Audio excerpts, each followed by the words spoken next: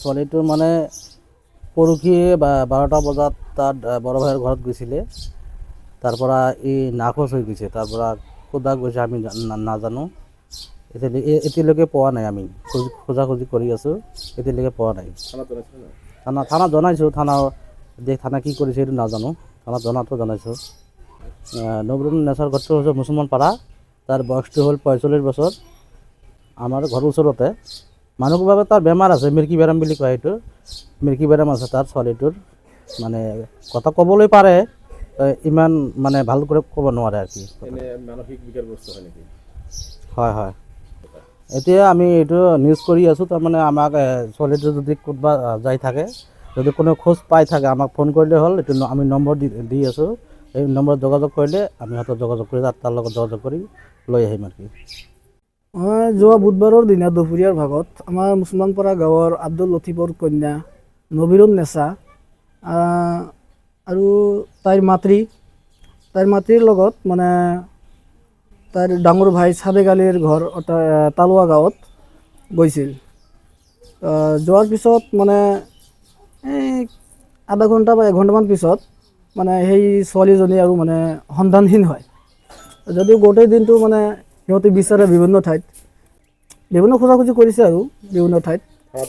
তাৰপিছত আমাৰ তামাৰহাট থানাত জনাইছে, অৱগত কৰিলে থানাত অৱগত কৰাৰ পিছত মানে আৰু এতিয়ালৈকে কোনো ধৰণৰ খা খবৰ অহা নাই। এতিয়ালৈকে আমি মানে আৰু খোজাখুজি কৰি আছোঁ, বিচাৰি আছোঁ। আৰু মই ইয়াৰ দ্বাৰা সমূহ ৰাইজক জনাওঁ যে যদি কোনোবাই সেই ছোৱালীজনীক বিচাৰি পায়, তেন্তে স্থানীয় থানাত অৱগত কৰিব, অথবা আমাৰ এই স্ক্ৰীণত মোবাইল নম্বৰ দিয়া থাকিব। এই মোবাইল নম্বৰৰ লগত যোগাযোগ কৰি আপোনালোকে অৱগত কৰিব।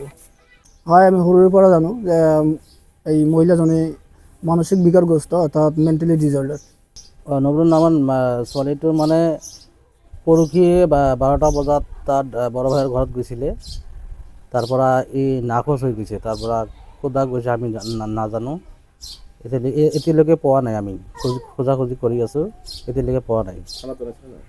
থানাত জনাইছোঁ। থানা কি কৰিছে সেইটো নাজানো। থানাত জনাইছোঁ। নবৰুণ নেচাৰ ঘৰটো হৈছে মুছলমান পাৰা। তাৰ বয়সটো হ'ল 45 বছৰ। আমাৰ ঘৰৰ ওচৰতে। মানুহৰ বাবে তাৰ বেমাৰ আছে, মিৰ্কি বেৰাম বুলি কয়। সেইটো মিৰ্কি বেৰাম আছে তাৰ ছোৱালীটোৰ। মানে কথা ক'বলৈ পাৰে, ইমান মানে ভাল কৰি ক'ব নোৱাৰে আৰু কি। মানসিক বিকাৰগ্ৰস্ত হয় নেকি? হয় হয়। এতিয়া আমি এইটো নিউজ কৰি আছোঁ। তাৰমানে আমাক ছোৱালীটো যদি ক'ৰবাত যাই থাকে, যদি কোনো খোজ পাই থাকে, আমাক ফোন কৰিলে হ'ল। এইটো আমি নম্বৰ দি আছোঁ। এই নম্বৰত যোগাযোগ কৰিলে আমি সিহঁতক যোগাযোগ কৰি তাৰ লগত যোগাযোগ কৰি লৈ আহিম আৰু কি। যিকোনো খবৰৰ বাবে যোগাযোগ কৰক আমাৰ এই নম্বৰত 9181 307 2221।